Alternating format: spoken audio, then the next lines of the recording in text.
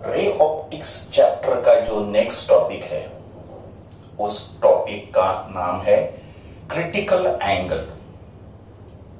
और critical angle का symbol होगा I C. Symbol of critical angle is I C. I symbol किसका होता है? Angle of incidence. और यहां पे जो सी लिखा है वो है क्रिटिकल एंगल के लिए।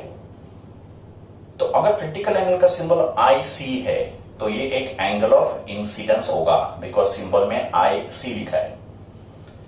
बच्चों कभी कभी क्रिटिकल एंगल का सिंबल कैपिटल सी भी लिखा जाता है, तो क्रिटिकल एंगल का सिंबल आई सी भी हो सकता है या सिंपली कैपिटल सी भी हो सकता है।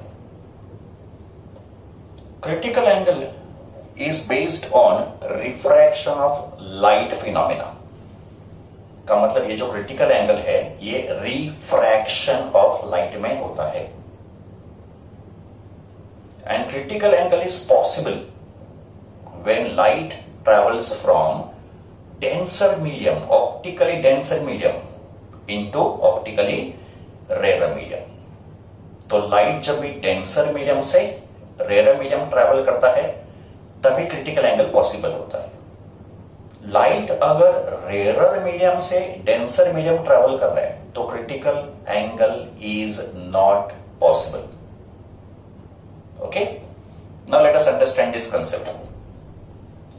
Now in this diagram I have shown two different mediums.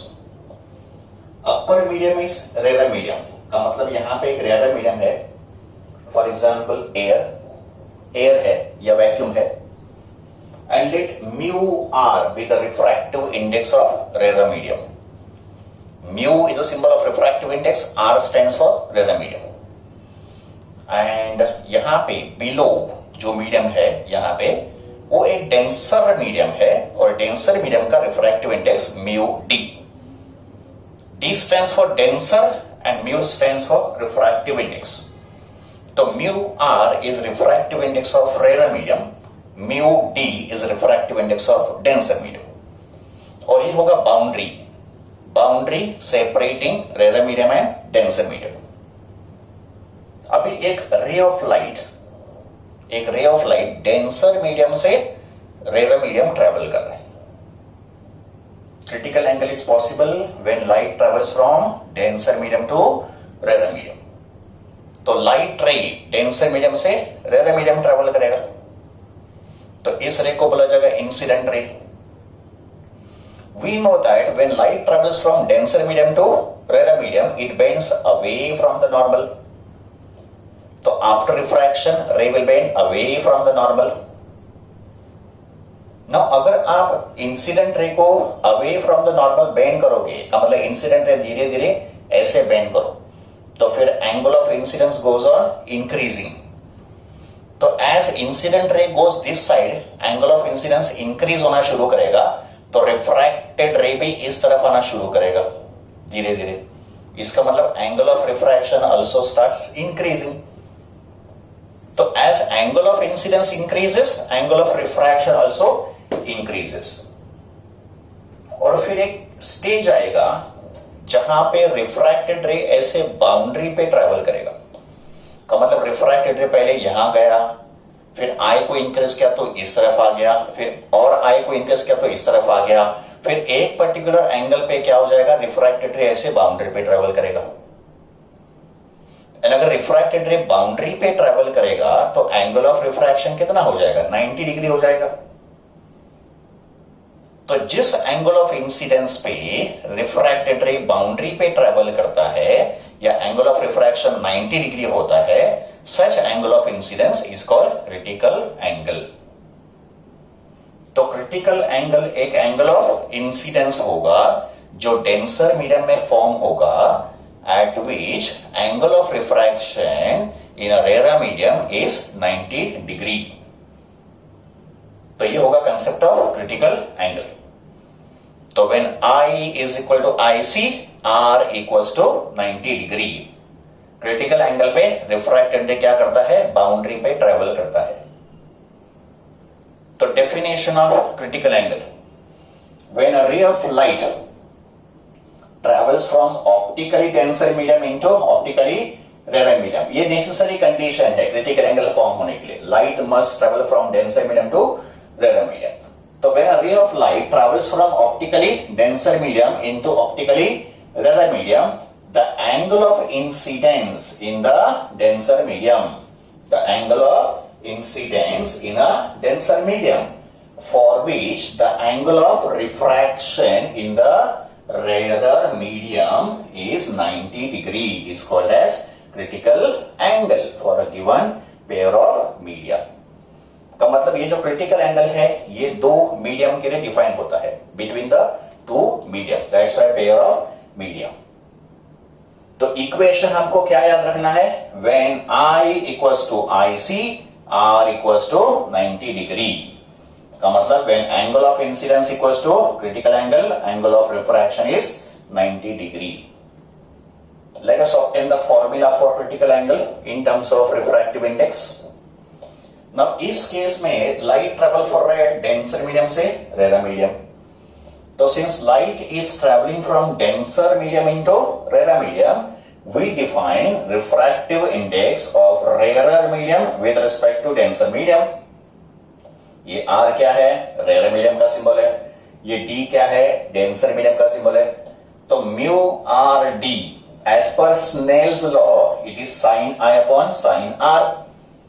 But critical angle का कंडीशन क्या है? I होता है IC, तो R होता है 90 डिग्री. तो ये कंडीशन मैंने यहां पे सब्स्टिट्यूट कर दिया. तो I को लिखा IC, R को लिखा 90. What is sin 90? 1. sin 90 का वैल्यू कितना होता है? 1. तो ये 1 हो गया, तो वी गेट sin IC. तो म्यू आर डी का मतलब refractive index of rare medium with respect to denser medium, and light is travelling from denser medium to rare medium, it is sine IC. अगर हमको mu D R के form में लिखना है, mu D R का मतलब refractive index of denser medium with respect to rare medium, तो we know that mu D R is reciprocal of mu R D as per principle of reversibility of light. तो mu D R is 1 upon mu R D, but mu D R is also mu D upon mu R. अगर मैंने इसको दो medium के refractive index के ratio में लिखा, तो mu D R is refractive index of denser medium upon refractive index of rare medium with respect to air, है ना. यहां पे कौन सा मीडियम होगा? एयर या वैक्यूम. एंड अगर मैंने यहां पे रेसिप्रोकल लिया तो म्यू आर डी का वैल्यू तो साइन सी था, तो ये मैंने यहां पे सब्स्टिट्यूट कर दिया, तो ये हो जाएगा 1 अपॉन साइन IC. बच्चों आपको ये फॉर्मूला याद रखना है न्यूमेरिकल और MCQs के लिए. Mu D R is equal to mu D upon mu R, it is equal to 1 upon sine IC. 1 upon sine IC को लिखा जा सकता है cosec IC also, because 1 upon sine क्या होता है? कोसेक. तो इसको आगे लिख सकते हैं कोसेक IC. तो इस फॉर्मूला को याद रखो, mu D R equals to mu D upon mu R equals to 1 upon sine IC. तो ये हो गया concept of critical angle.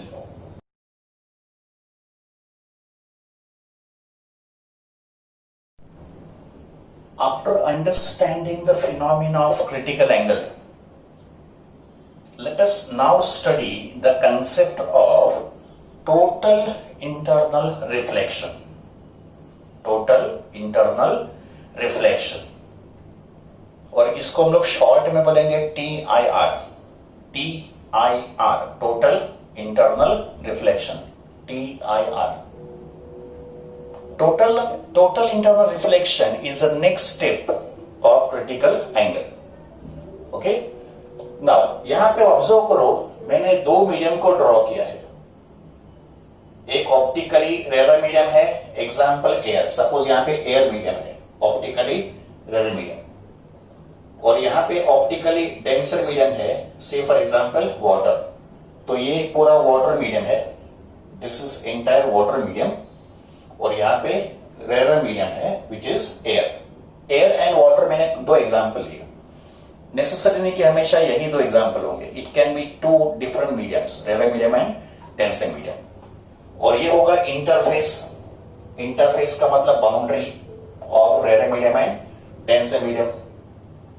Source of light is placed at E. का मतलब यहां पे सोर्स ऑफ लाइट कहां पे रखा है, डेंसर मीडियम। ये ऑब्जेक्ट हो सकता है या कोई सोर्स ऑफ लाइट भी हो सकता है। तो ए इज ऑब्जेक्ट और any source of light. Okay, now different incident ray are travelling from denser medium to rarer medium. We take different sets of incident ray. Usually जब भी light travels from one medium to another medium, light का reflection भी होता है और light का refraction भी होता है at interface. ये आप याद रखो, when light is traveling from one medium to another medium, it is partly reflected and it is partly refracted. Light थोड़ा reflect भी होता है और थोड़ा refract भी होता है. Partial reflection and refraction. Okay? तो first incident ray देखो, हम लोग एक एक करके स्टडी करेंगे वन बाय वन. नाउ ये जो फर्स्ट इंसिडेंट रे है, ये ऐसे नॉर्मल इंसिडेंट हो रहा है का मतलब इस इंसिडेंट के लिए एंगल ऑफ इंसिडेंस 0 होगा. It's a normal incidence. इसका मतलब normal and incident ray are along the same direction. तो इसके लिए आई कितना हो गया, 0. तो ये रे ऑफ लाइट जब भी इंटरफेस पे स्ट्राइक करेगा, पार्टली रिफ्रैक्ट होगा और पार्टली रिफ्लेक्ट होगा. देखो यहां पे रिफ्रैक्शन भी हो रहा है और रिफ्लेक्शन भी हो रहा है. तो this is partial reflection and partial refraction. But यहां पे क्या हो रहा है, रिफ्रैक्शन तो नहीं हो रहा है बिकॉज लाइट ऐसे सीधा जा रहा है. There is no change in direction. तो आई 0 है, इसके लिए एंगल ऑफ रिफ्रैक्शन यहां पे 0 हो गया. का मतलब this is a case of no refraction. तो ray of light will travel straight in a rare medium. Now consider second incident रे.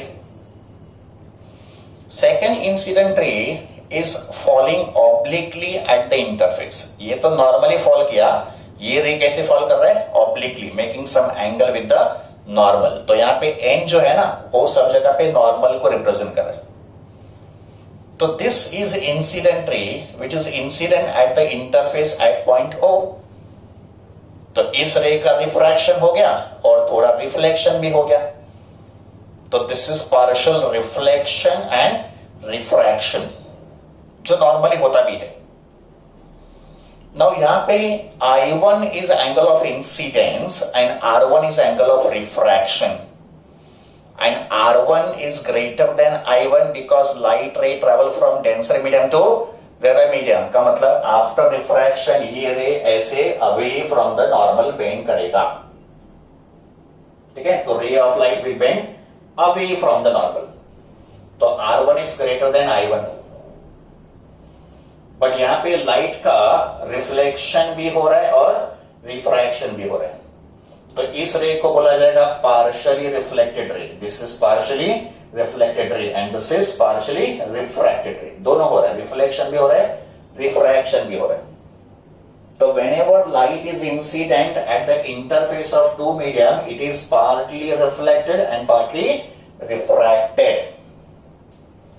Next case जो है, इसमें ray of light is incident at an angle of incidence I2. और यहाँ पे जो angle of incidence I2 है, ये I1 से greater है.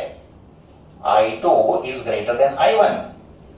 तो if I2 is greater than I1, तो फिर क्या होगा, रिफ्रैक्टेड रे और बेंड करेगा. इसका मतलब R2 is greater than R1. तो since I2 greater than I1, R2 greater than R1, इसका मतलब रिफ्रैक्टेड रे और आगे बेंड किया.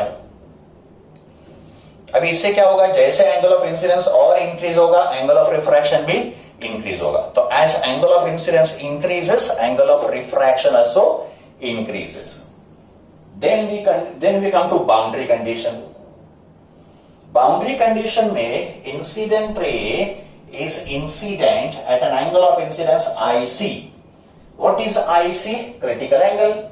तो यहां पे angle of incidence increase होते होते IC हो गया, और IC होगा critical angle for denser rarer medium का pair. क्रिटिकल एंगल पे क्या होता है, refracted ray will travel along the normal, का मतलब ये रे बेंड करके इधर आ गया, this refracted ray is now deviated up to the surface. तो रिफ्रैक्टेड रे ऐसे अवे अवे अवे जा रहा था, अभी एकदम सरफेस पे आ गया देखो। तो अगर रिफ्रैक्टेड रे सरफेस पे ट्रेवल करेगा तो एंगल ऑफ रिफ्रैक्शन कितना हो गया, 90 डिग्री हो गया। तो when angle of incidence is IC, angle of refraction is 90 degree. ठीक है, तो ये तो हो गया क्रिटिकल एंगल। अभी नेक्स्ट केस में angle of incidence is slightly greater than critical angle, थोड़ा ग्रेटर होगा। तो I is greater then IC, का मतलब यहां पे जो इंसिडेंट रे फॉल कर रहा है उसका angle of incidence critical angle से भी ग्रेटर होगा। तो इस केस में क्या होगा, रे of light will fall eight the interface, का मतलब फॉल एट द बाउंड्री, और सिर्फ टर्न बैक करेगा उसी मीडियम में। का मतलब ये तो फिनोमेना सिर्फ रिफ्लेक्शन का हो गया, देखो देयर इज नो रिफ्रैक्शन। तो यहां पे रिफ्रैक्शन नहीं हो रहा है, सिर्फ रिफ्लेक्शन हो रहा है। और यहां पे क्या हो रहा था, रिफ्रैक्शन भी हो रहा था, रिफ्रैक्शन भी हो रहा था और रिफ्लेक्शन भी हो रहा था। तो दिस वाज इंटरनल रिफ्लेक्शन, ये जो है ना इसको बोलेंगे इंटरनल रिफ्लेक्शन, और ये जो फिनोमेना है इसको बोलेंगे total internal reflection. There is a difference between internal reflection and total internal reflection. बच्चों याद रखो, internal reflection and total internal reflection में फर्क है, उसमें डिफरेंस है। इंटरनल रिफ्लेक्शन में लाइट रिफ्लेक्ट भी होगा और रिफ्रैक्ट भी होगा, जबकि टोटल इंटरनल रिफ्लेक्शन में सिर्फ रिफ्लेक्शन होगा, देयर इज नो रिफ्रैक्शन। का मतलब इंसिडेंट रे का सिर्फ रिफ्लेक्शन ही होगा, का मतलब incident ray is totally reflected. And अगर टोटल रिफ्लेक्शन है तो जितना एंगल ऑफ इंसिडेंस होगा उतना ही एंगल ऑफ रिफ्लेक्शन होगा। इसका मतलब ये दो एंगल सेम होंगे according to laws of reflection. तो this is phenomena of total internal reflection. तो यहां पे हो रहा था इंटरनल रिफ्लेक्शन, यहां पे हो रहा था इंटरनल रिफ्लेक्शन, ये हो गया केस ऑफ क्रिटिकल एंगल, और यहां पे हो गया सिर्फ reflection, there is no refraction. तो this is total internal reflection. And total internal reflection होने के लिए दो कंडीशन नेसेसरी है। तो what are conditions necessary for TIR? Most important condition is light must travel from optically denser medium to optically rarer medium. Light must travel from optically denser medium to optically rarer medium. ये necessary condition number 1 है, most important. And दूसरा condition क्या होगा? Angle of incidence must be greater than critical angle. तो I must be greater than IC. So these are condition necessary for total internal reflection.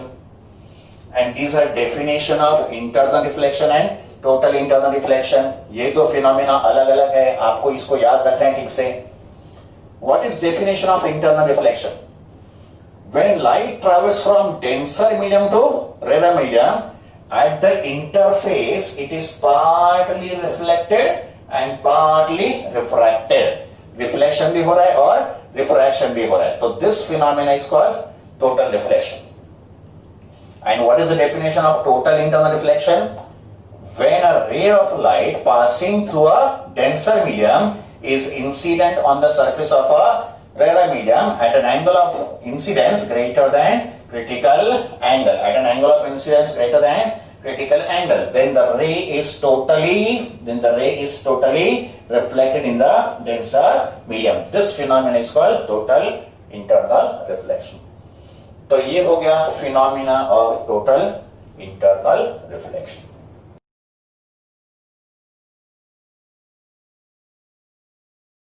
Total internal reflection phenomena study करने के बाद now let us study applications of total internal reflections. First application of total internal reflection is optical illusion called mirage. तो mirage एक optical illusion है। Illusion का मतलब हमको सिर्फ फील होगा, रियल में तो नहीं हो रहा है, पर हमको ऐसे लगेगा कि हो रहा है। That is called optical illusion. तो मिराज एक ऑप्टिकल इल्यूजन है which is a application of total internal reflection and mirage can be seen on a hot summer day. On a hot summer day, if you are traveling in a bus or in a car, तो आपके car या बस के सामने जो road है उस road के सरफेस पे आपको लगेगा कि पानी है. You will feel as if water is present on the surface of the road and road will appear wet. पर ये भी एक ऑप्टिकल इल्यूजन होगा, ये भी एक मिराज होगा. बिकॉज जब भी कार उस प्लेस पे जाएगा जहां पे आपको रोड वेट दिख रहा था, जहां पे आपको रोड पे पानी दिख रहा था, वहां पे तो कुछ होगा नहीं. तो because of mirage road will appear wet on a hot summer day. Similarly if you are standing near the tree on a hot summer day in a desert, रेगिस्तान में, डेजर्ट में, कि आपके सामने दूर एक ट्री है, तो बिकॉज ऑफ मिराज आपको ऐसे फील होगा कि उस ट्री के बेस पे, का मतलब यहां पे ग्राउंड पे एक पानी का तालाब है, छोटा पानी का तालाब है, पूल ऑफ वाटर. बट ये एक इल्यूजन होगा, रियल में तो वहां पे पूल ऑफ वाटर होगा नहीं डेजर्ट में. But observer will feel as if there is a pool of water at the base of a tree. और उस पूल ऑफ वाटर में इस ट्री का इमेज ऑब्जर्वर को दिखाई देगा. तो ऑब्जर्वर को ट्री भी दिख रहा है और उसका इमेज भी दिख रहा है in that pool of water. But that pool of water is not present actually, वो एक इल्यूजन होगा विच इज कॉल्ड मिराज. तो देखो ये मिराज कैसे फॉर्म होते हैं, उसके पीछे क्या थियरी है. तो ये मान लो एक डेजर्ट एरिया है और ये एक ट्री है, observer is standing over here. Now on a hot summer day what will happen, the ground gets heated by the sunrise. वो जो ग्राउंड होगा, वो जो डेजर्ट होगा, ये गर्म हो जाएगा सनराइज से. As a result the air which is near the ground is very hot. यहां पे जो एयर होगा वो हॉट होगा because desert is heated by the sunlight. Refractive index is inversely proportional to temperature. इसका मतलब हॉट एयर का refractive index small होगा एंड हॉट एयर का डेंसिटी भी स्मॉल होगा. Refractive index and density both are inversely proportional to temperature. And as you travel above the ground, then the temperature goes on decreasing.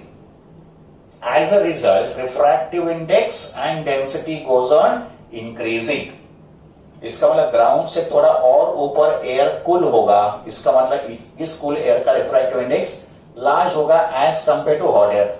Small and large जो है ना, ये इनका comparison है, hot air and cool air का. तो hot air has small refractive index as compare to cool air.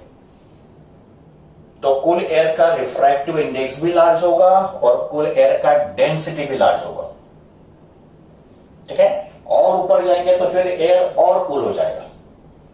इसका मतलब as we travel above the ground, density of air and refractive index of air goes on increasing. Okay, इसका मतलब अगर इन दोनों को compare करेंगे तो ये डेंसर मीडियम बिहेव करेगा और ये बिहेव करेगा rare medium, because large refractive index denser medium, small refractive index rare medium. तो cool air behave as denser medium, hot air behave as rare medium. इसका मतलब incident rays coming from this object, tree will act as object. तो incident rays coming from the object are travelling from denser medium to rare medium, so they keep on bending away from the normal. तो एक particular point पे क्या होगा, ये जो angle of incidence होगा ये क्रिटिकल एंगल से ग्रेटर देन हो जाएगा. And when angle of incidence is equal to critical angle, तो क्या हो जाएगा, रे ऑफ लाइट ऐसे रिफ्लेक्ट करेगा. का मतलब वो आगे रिफ्रैक्ट नहीं करेगा, it will just turn back. का मतलब यहां पे angle of incidence critical angle के बराबर होगा तो इंसिडेंट रे का टोटल इंटरनल रिफ्लेक्शन हो गया, and then it reaches the eyes of the observer. But observer को यह रिफ्लेक्शन फिनोमेना नहीं दिख रहा है।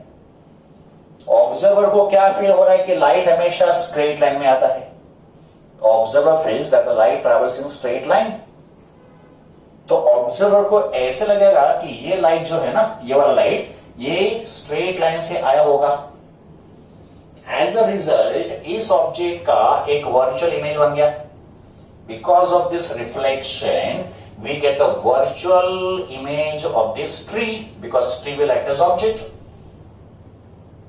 तो ऑब्जेक्ट ऑब्जर्वर जो है ये इस ट्री का इमेज यहां दिख रहा है, बट ये इमेज उसको कहां दिखेगा?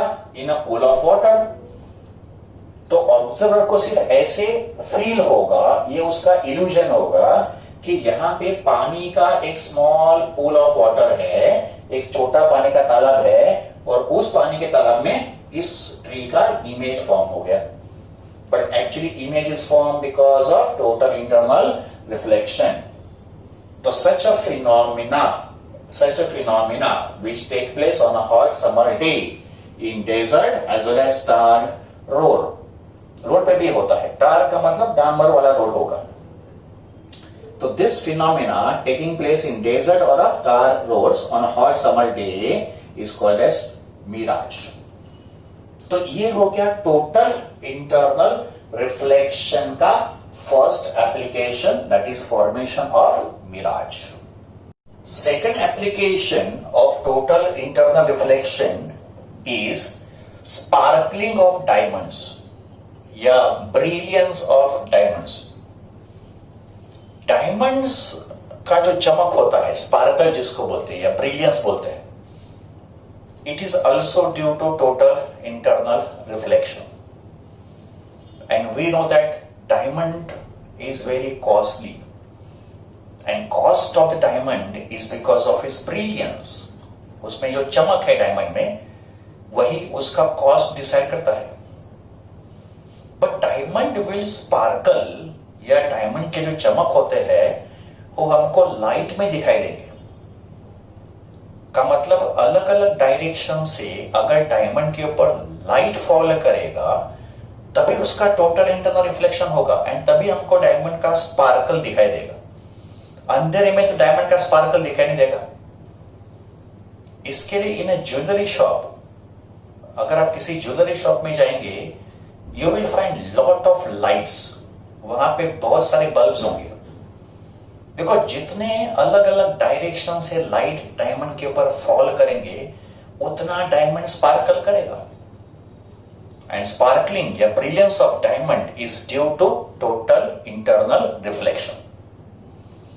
तो यहां मैंने एक डायमंड का रफ स्केच ड्रॉ किया है। ये एक डायमंड है, उसके बाहर एयर है, and this medium is diamond. Diamond का refractive index is highest, maximum among all the mediums, and refractive index of diamond is 2.42, highest among all the mediums. और ये जो बाउंड्री होंगे, ये बाउंड्री होंगे एयर और डायमंड के बीच में। ओके, सबसे पहले brilliance of diamond is due to total internal reflection. And मैंने क्या बोला, डायमंड पे जो लाइट फॉल करेंगे वो सब डायरेक्शन में फॉल करेंगे। डायग्राम में मैंने सिर्फ एक ही डायरेक्शन में लाइट शो किया है, बट ऐसे अलग अलग डायरेक्शंस में इस डायमंड के ऊपर लाइट फॉल करेंगे, because there are different light sources around the diamond. And अगर अलग अलग डायरेक्शन में लाइट फॉल करेगा तभी तो डायमंड स्पार्कल करेगा। तो यहां मैंने सिर्फ एक ही लाइट ड्रॉ किया है, but in different directions light will incident on the diamond.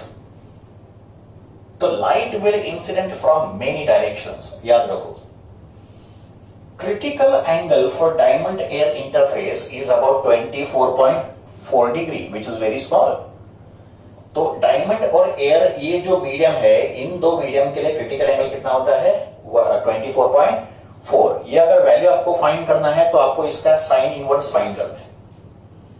You find the sign inverse of 2.42 reciprocal, ठीक है। तो वैल्यू आएगा 24.4। अभी ये जो वैल्यू है, बिकॉज हमको मालूम है ना रिफ्रैक्टिव इंडेक्स का फॉर्मूला क्या होता है, 1/sin IC, ठीक है। तो अगर मुझे इसका वैल्यू फाइंड करना है, IC का वैल्यू, तो मुझे क्या करना पड़ेगा, इसका वैल्यू फाइंड करना पड़ेगा। तो कितना आएगा वो 24.4 डिग्री आएगा, विच इज वेरी स्मॉल। तो critical angle for diamond air interface is very small, it is about 24.4 degree.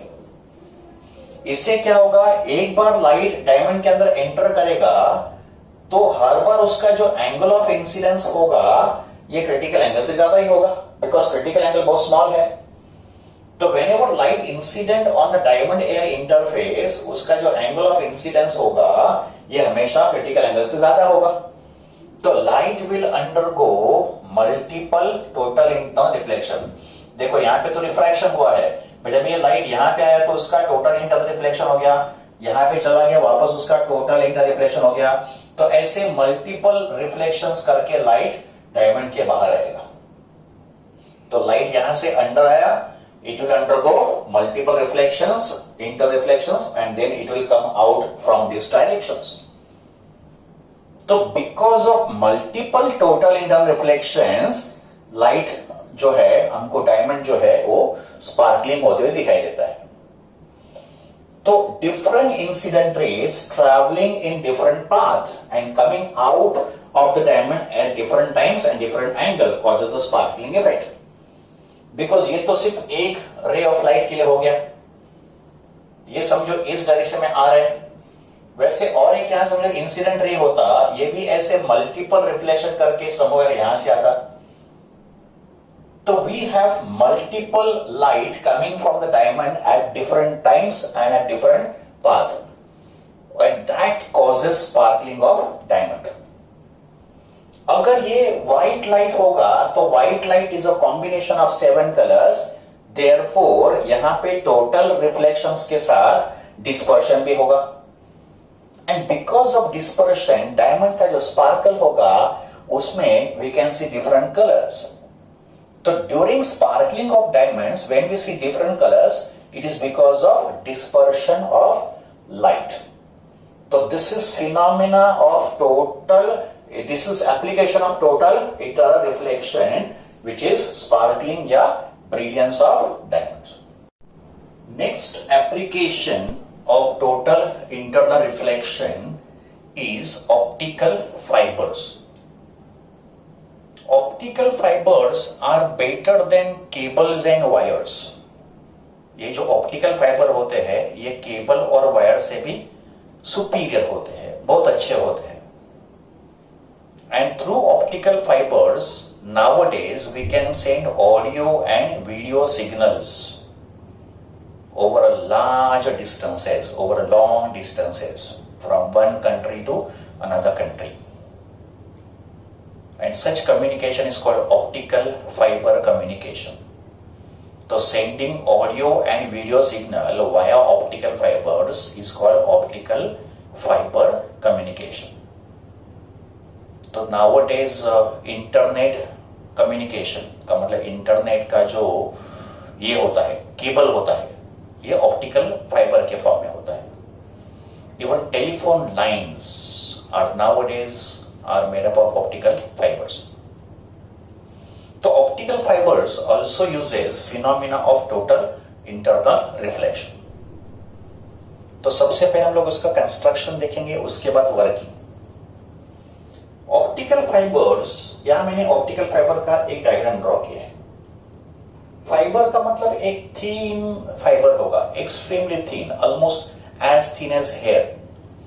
तो अपने हेयर का जो थिकनेस होता है ऑलमोस्ट उतने थिकनेस का फाइबर होगा, and many such fibres are combined together in communications. तो ये मैंने एक फाइबर ड्रॉ किया है, it is as thin as hair. Now optical fibers are manufactured या they are made from glass या quartz. ऑप्टिकल फाइबर के कंस्ट्रक्शन में या तो ग्लास मटेरियल यूज करते हैं या तो फिर क्वार्ट्ज मटेरियल यूज करते हैं। And optical fibre has 2 layers, इसके 2 लेयर होते हैं। ये जो इनर लेयर है this inner layer of the optical fiber is called core. And core के अराउंड में जो outer layer होगा, this outer layer around the core is called cladding. So what are the two layers of optical fiber? Core and cladding. Core material जो है उसका refractive index is higher than the refractive index of cladding. Core का refractive index is greater than cladding का refractive index. Core is the inner layer, cladding is the outer layer.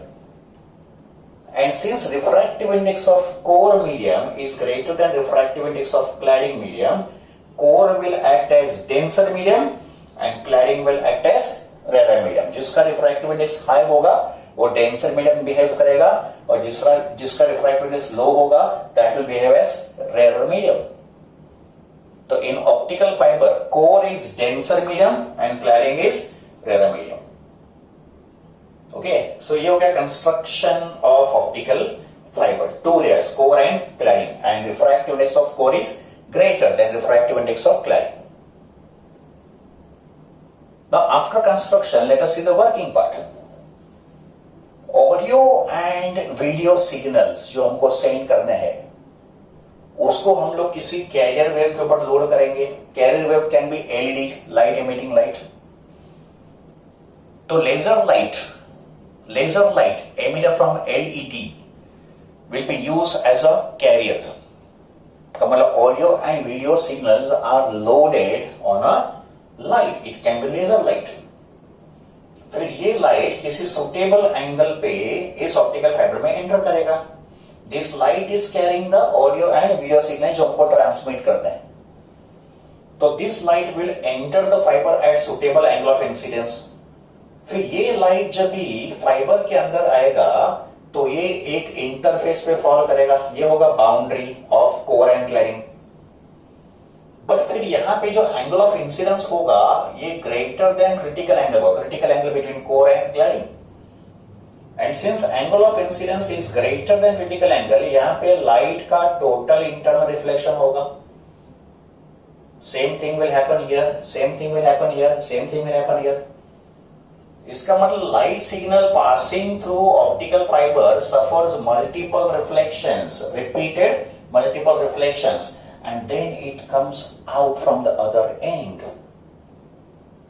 तो इस तरीके से signal, audio signal या video signal can be transmitted through optical fibre through multiple reflections. And total internal reflection होने से यहां पे देखो लाइट यहां से तो एस्केप नहीं कर रहा है. इसका मतलब there is no loss of signal. Intensity का लॉस नहीं होगा, सिर्फ अंदर ही अंदर मल्टीपल रिफ्लेक्शन से वो ट्रेवल करेगा without any loss in intensity, without any loss in signal. तो this is working of optical fibre. ये होगा ऑप्टिकल फाइबर का working. And optical fibre is another device whose working is based on phenomena of total internal reflections. We are discussing next application of total internal reflection. ये जो next application है ये है totally reflecting prisms. Totally reflecting prisms. तो this type of prisms are specially design such that light can undergo total internal reflection while passing through these prisms. Okay? Prisms are made up of glass. ये आपको मालूम होगा कि prism glass के बनते हैं. But glass के भी अलग अलग टाइप्स होते हैं. There are different types of glasses. For example एक होता है क्राउन ग्लास. ये एक ग्लास का टाइप होगा, क्राउन ग्लास. दूसरा फ्लिंट ग्लास, ये भी एक ग्लास का टाइप है. तो यूजुअली फिजिक्स में हम लोग crown glass and flint glass के बारे में डिस्कस करते हैं. तो इनका एक रिफ्रैक्टिव इंडेक्स का वैल्यू होगा और इनका एक क्रिटिकल एंगल का भी वैल्यू होगा. जैसे क्राउन ग्लास का रिफ्रैक्टिव इंडेक्स 1.52 है एंड फ्लिंट ग्लास का रिफ्रैक्टिव इंडेक्स 1.62 है. There is a relation between refractive index and critical angle जो उन्होंने डिराइव किया है. तो क्या रिलेशन है, mu equals to 1 upon sine I C, where mu is refractive index and I C होगा critical angle. Hence sine I C becomes 1 upon mu and therefore sine को अगर यहां पे ट्रांसफर किया तो साइन इनवर्स हो जाएगा। तो we can say I C is equal to sine inverse of 1 upon mu. तो इफ यू नो म्यू का value you can find out I C critical angle. इससे I C equal to sine inverse of 1 by mu. तो इसी formula से अगर हमने दोनों का क्रिटिकल एंगल फाइंड किया तो म्यू अगर 1.52 है तो उसका क्रिटिकल एंगल अप्रोक्सीमेटली 41 डिग्री है एंड फिल्म ग्लास का रिफ्रैक्टिव इंडेक्स 1.62 है तो उसका क्रिटिकल एंगल अप्रोक्सीमेटली 37 डिग्री है। इसका मतलब इन दोनों के जो क्रिटिकल एंगल है they are less than 45 degree, दोनों एंगल 45 डिग्री से कम है। तो हम लोग एक स्पेशल टाइप का प्रिज्म डिजाइन करेंगे और उस प्रिज्म के 3 एंगल होंगे 90 degree, 45 degree and 45 degree. Such a triangle is called isosceles right angle triangle prism।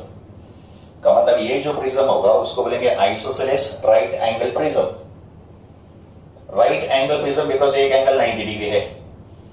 isosceles का मतलब उसके दोनों साइड्स इक्वल होंगे, जैसे यहाँ पे साइड ए बी और side B C equal length के होंगे एंड अगर साइड्स इक्वल होंगे तो करस्पॉन्डिंग एंगल भी इक्वल होंगे। तो प्रिज्म होगा 45 degree, 45 degree, 90 degree, isosceles right angle prism. Okay, तो पहले ये जो प्रिज्म है ये लाइट को डेविएट करेगा थ्रू 90 डिग्री। तो पहला केस होगा deviation of light through 90 degree और फिर इसी प्रिज्म को अलग ओरिएंटेशन में रखेंगे तो सेकंड केस मिलेगा deviation of light through 180 degree. सिर्फ हमको ओरिएंटेशन चेंज करना है, उसका पोजीशन चेंज करना है। अभी जैसे यहां पे जो प्रिज्म हमने रखा है इसमें देखो ये बन गया हाइपोटेन्यूज। तो ऑब्जेक्ट यहां पे प्लेस किया है, let P Q be the object, let P Q be the object. हम लोग 2 इंसिडेंट रेज यहां पे ड्रॉ करेंगे। एक इंसिडेंट रे पॉइंट पी से इमर्ज होगा और दूसरा इंसिडेंट रे पॉइंट क्यू से इमर्ज होगा। ऐसे इनफाइनाइट इंसिडेंट रेज बीच में बन सकते हैं, but we consider only 2, one from P other from Q.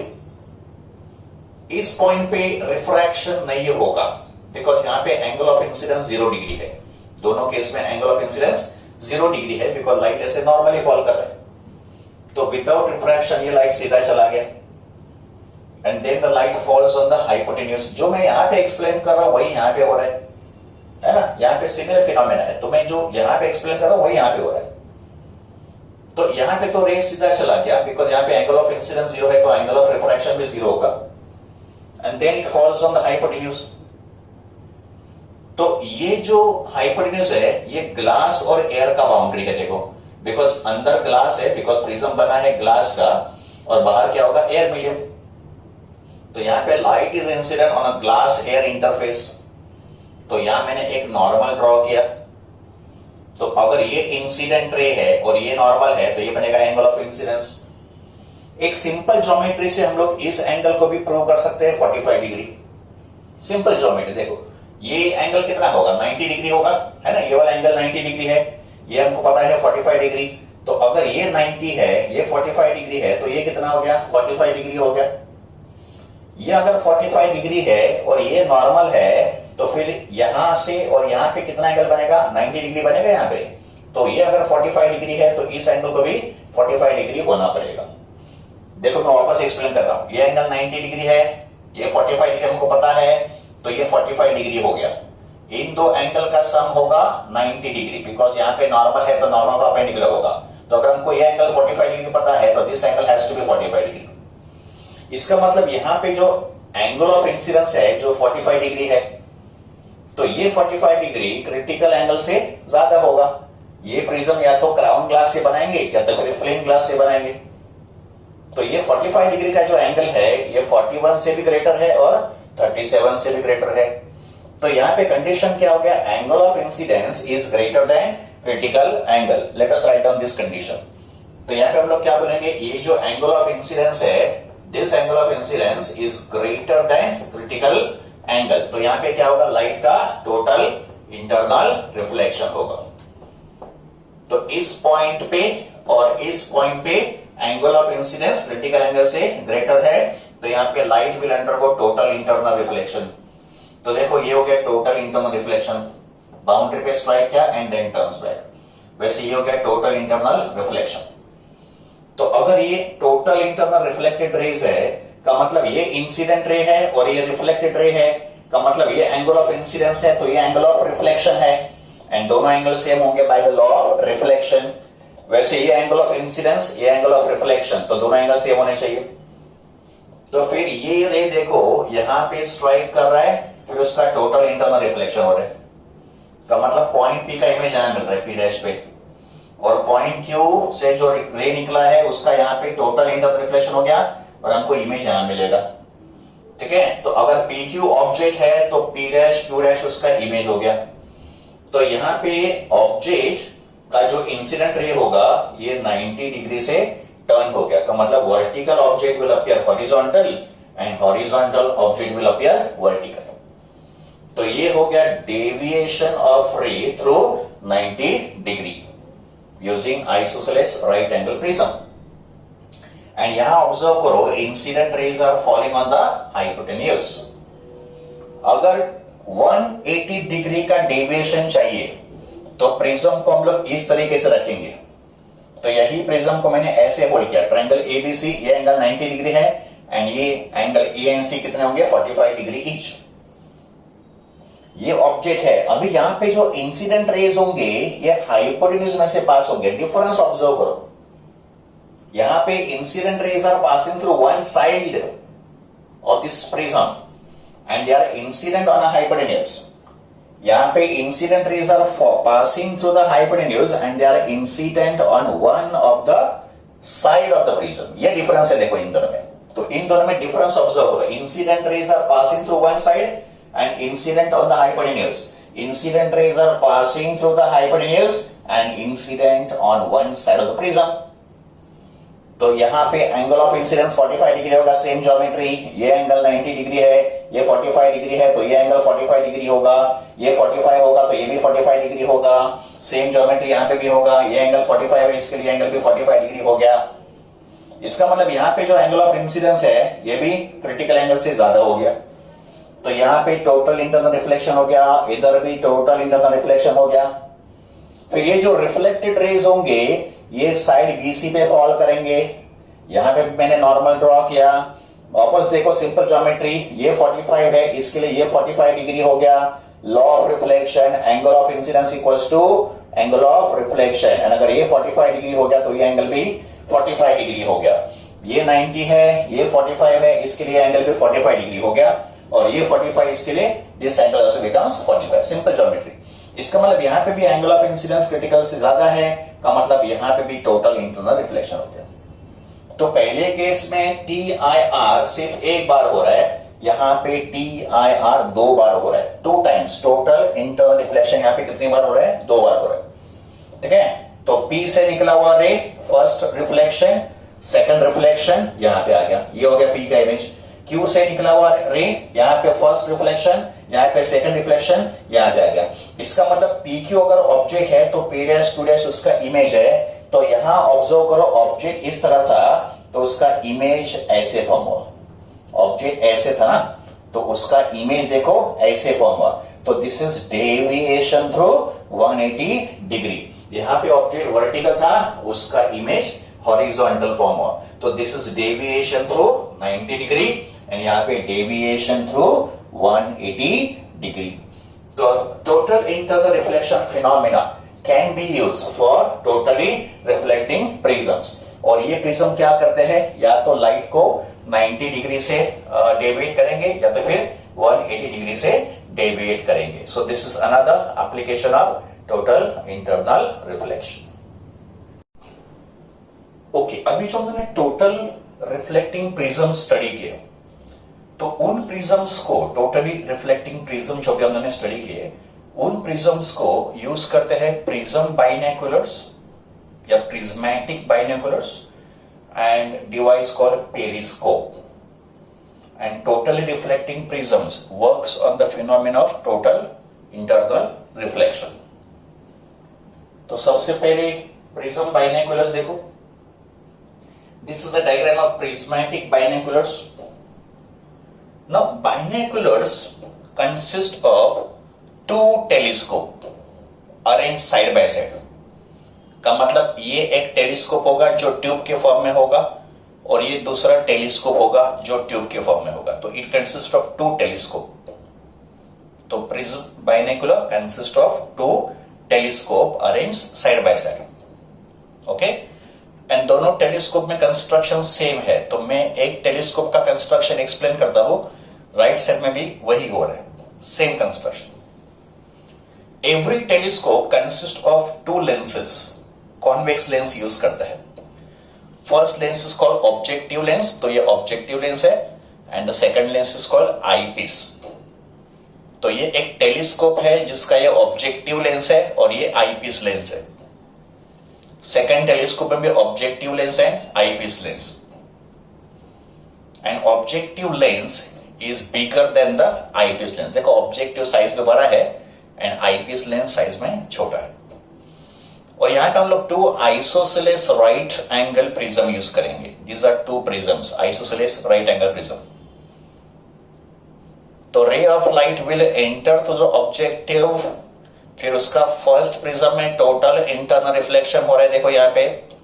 फिर it will be incident on the second prism, second prism पे भी उसका टोटल इंटरनल रिफ्लेक्शन होगा, and then it will be coming through the eyepiece, और हमारे eyes यहां पे होंगे।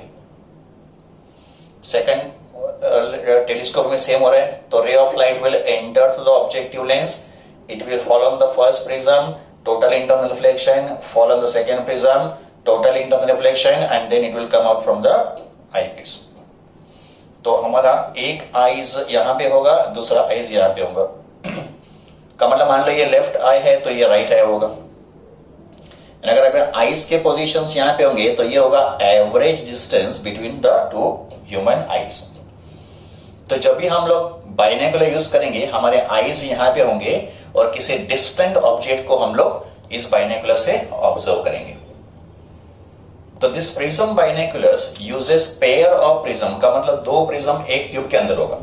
तो इस ट्यूब के अंदर दो प्रिज्म है, इस ट्यूब के अंदर भी दो प्रिज्म है, जहां पे लाइट का टोटल इंटरनल रिफ्लेक्शन हो रहा है। सेकंड डिवाइस जो है वो है पेरिस्कोप। पेरिस्कोप डिवाइस ऐसे कुछ जेड शेप में होगा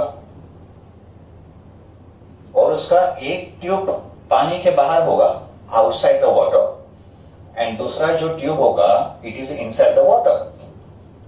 and using periscope we can see the objects which are on the surface of the water from a point inside the water. का मतलब हम लोग पानी के अंदर है and we can see the objects which are on the surface of the water.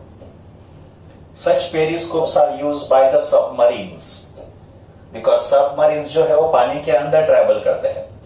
तो if they want to see the ships floating on the surface of water, then submarines will use this type of periscope. Now periscope में भी देखो दो prisms होंगे।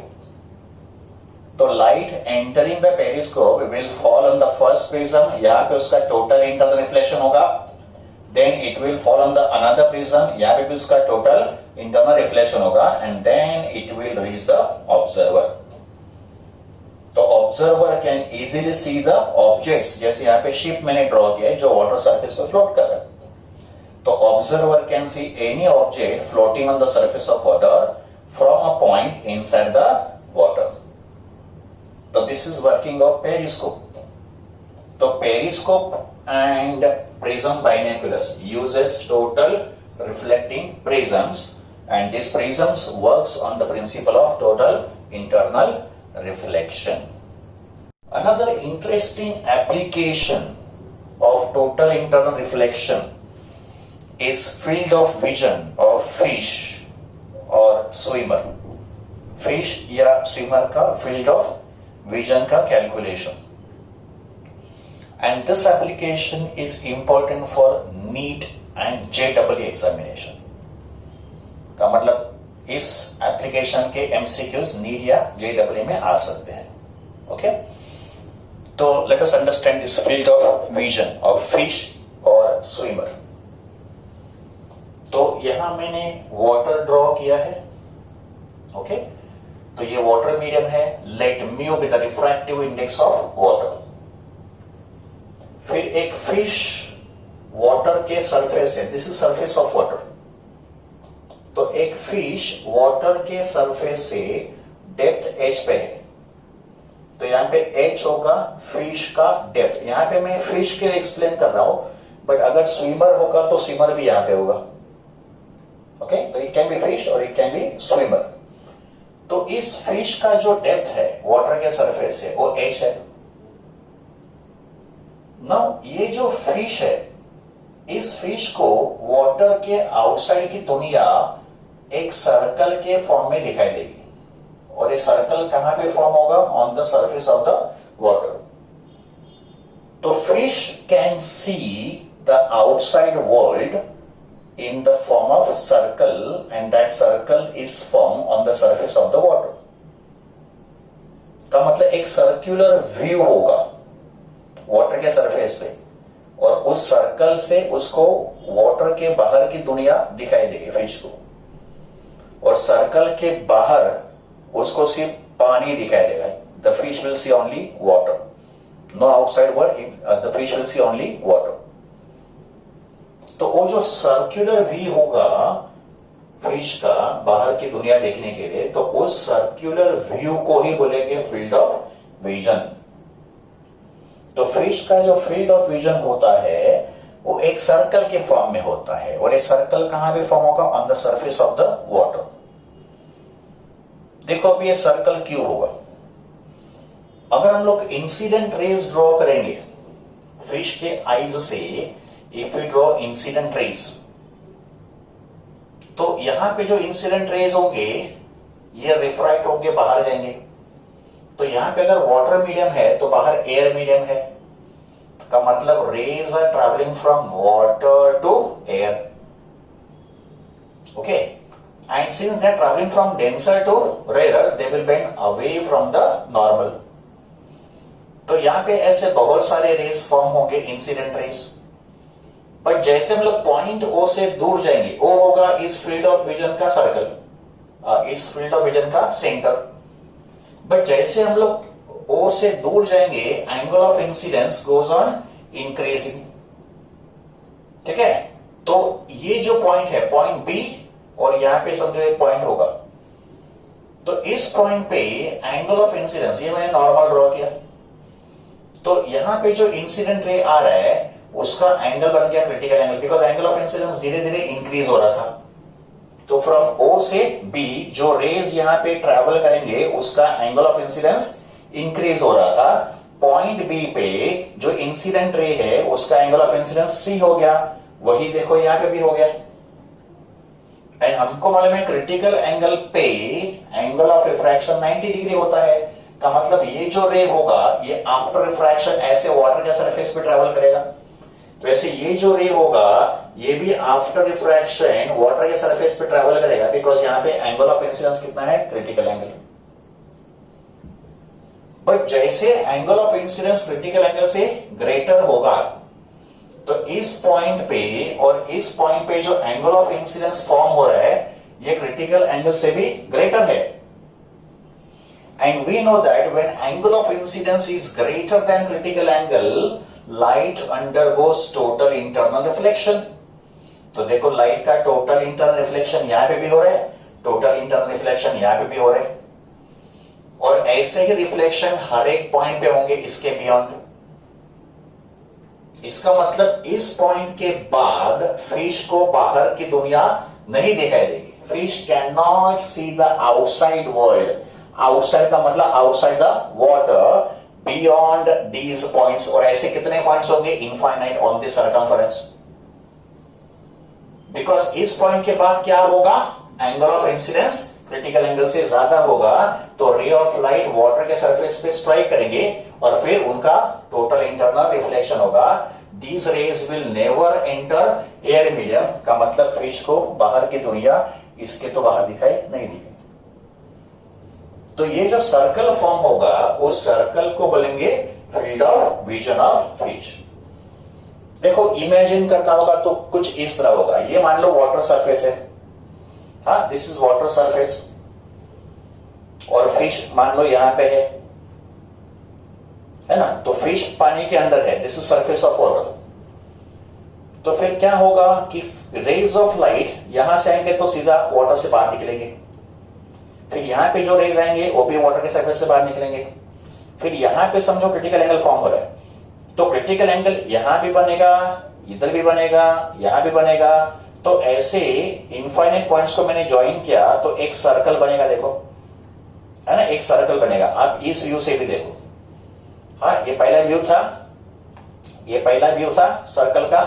अभी आप इसको ऐसे देखो, तो ये वाटर सरफेस है और फिश यहां पे था, तो फिर ये जो रेज होंगे उसका एक सर्कल बनेगा ऐसे, and that circle which is form on the water surface, water surface में सर्कल बनेगा, उसको बोलेंगे field of vision. Let R be the radius of this circle, का मतलब जो फील्ड ऑफ विजन है उसका रेडियस आर डिफाइन करो। और यहां पे देखो एक कोन फॉर्म हो रहा है ना, यहां पे देखो एक कोन फॉर्म हो गया, उस कोन का ये सर्कल बेस बिहेव करेगा। Okay, now let us do some calculations. हमको कैलकुलेट करना है इस फील्ड ऑफ विजन के रेडियस का फॉर्मूला और एरिया का formula. Once we get radius we can find area. उसके लिए रेडियस फाइंड करने के लिए हम लोग कंसिडर करेंगे triangle AOB, it is a right angle triangle. तो इन ट्रायंगल AOB देखो ये एंगल C है ना, क्रिटिकल एंगल C यहाँ पे क्या है, क्रिटिकल एंगल। तो अगर ये एंगल C होगा तो ये एंगल भी C होगा, that means angle BAO, angle BAO भी कितना होगा C, अल्टरनेट एंगल्स होंगे। तो in triangle AOB if I take tan C, ये जो ट्रायंगल AOB है उसमें अगर मैंने tan C रेशियो लिया तो होगा OB upon OA, that is R upon H, because OB कितना है R, OA कितना है H। तो tan C कितना मिला R by H। tan C अगर R बाय H है तो R कितना होगा H, tan C हो जाएगा। देन सेम ट्रायंगल में, इन द सेम ट्रायंगल ये हो गया हाइपोटेन्यूज ऑफ द ट्रायंगल। तो AB is the hypotenuse, so by Pythagoras theorem AB will be equal to under root of R square plus H square. This is Pythagoras theorem in triangle AOB. उसके बाद अगर मैंने sin C ratio लिया same triangle में, if I take sin C ratio, तो sin C ratio क्या होगा, opposite upon hypotenuse, का मतलब sin C होगा OB upon AB। Then I substitute OB का वैल्यू, OB कितना है, डिस्टेंस OB कितना है R, AB कितना है root of R square plus H square. But as per the formula of critical angle mu is 1 upon sine C, ये हमने critical angle में स्टडी किया था, mu is 1 upon sine C, तो साइन C कितना होगा 1 अपॉन म्यू, तो sine C का formula 1 upon mu according to definition of critical angle. तो साइन C को लिखा 1 अपॉन म्यू बिकॉज म्यू होता है 1 upon sine C, and this is same value, squaring both the side and cross multiplication. फिर मैंने H square का value find किया simplify करके, which is R square into mu square minus 1. Taking the square root, we get H equals to R root of mu square minus 1. यहां पे R होगा radius of the field of vision जो एक circle के form में है, और mu होगा रिफ्रैक्टिव इंडेक्स ऑफ वाटर। तो R का फॉर्मूला होगा H upon root of mu square minus 1। तो ये होगा फील्ड ऑफ विजन के सर्कल का radius, which is H upon root of mu square minus 1। यहां पे H क्या है, depth of the fish below the water surface, और mu क्या है, refractive index. If I want to find area of this circle, अगर मुझे इस सर्कल का एरिया फाइंड करना है तो area of circle is pi R square, और फिर मैंने R स्क्वायर का वैल्यू यहां पे सब्स्टिट्यूट किया, तो this is the formula for area. Same question can be form like this also, का मतलब यहां पे तो फिश या स्विमर है, बट सेम क्वेश्चन ऐसे भी पूछा जा सकता है। देखो यहां पे एक लाइट बल्ब होगा, यहां पे एक लाइट बल्ब होगा जो लाइट एमिट करेगा। ओके, नाउ यहां पे समझो आपने लाइट बल्ब रखा, तो उसका जो लाइट रेज होंगे वो यहां से तो पास होंगे, बट बियॉन्ड पॉइंट B, या यहां पे समझो पॉइंट होगा, उसके बियॉन्ड तो लाइट रेज पास होंगे नहीं बाहर, उनका सिर्फ टोटल इंटरनल रिफ्लेक्शन होगा। इसका मतलब अगर यहाँ पे मैंने लाइट बल्ब रखा तो वाटर के सरफेस पे जो लाइट हमको दिखेगा वो भी एक सर्कल के फॉर्म में दिखेगा, है ना। If you place a light bulb over here तो उसमें से जो लाइट रेज निकलेंगे वो सिर्फ सर्कल के फॉर्म में हमको दिखाई देंगे, बिकॉज उसके बाद तो लाइट रे वाटर के सरफेस के बाहर ही नहीं आएंगे। तो इसका मतलब light coming from this bulb can be seen on the water surface in the form of circle. इसका मतलब अगर ये बल्ब रेड लाइट इमिट कर रहा है तो हमको वाटर सरफेस पे रेड सर्कल दिखाई देगा। मान लो अगर ये लाइट समझो कौन से कलर का है, येलो कलर का है या ग्रीन कलर का है, तो अगर एक ग्रीन कलर का है तो वाटर के सरफेस पर हमको ग्रीन सर्कल दिखाई देगा, ठीक है। तो उस सर्कल का अगर रेडियस पूछा है तो हमको यही कंसेप्ट अप्लाई करना है। एंड समझो उस लाइट को हमको कवर करना है, उस सर्कल को कवर करना है, तो we can place a metal disc, है ना। हमको जो रेड कलर का सर्कल दिख रहा है वाटर के सरफेस पे, समझो उसको पूरा कवर करना है तो we have to put a circular disc on that. तो उस डिस्क का रेडियस भी कितना होगा, सेम कंसेप्ट। तो ये जो मैं एग्जांपल दे रहा हूं, बल्ब, फिश या स्विमर, ये सब एग्जांपल्स एमसीक्यूज में पूछे जा सकते हैं, बट सब में कंसेप्ट सेम होगा। So this is another interesting application of total internal reflection, field of vision of fish or swimmer.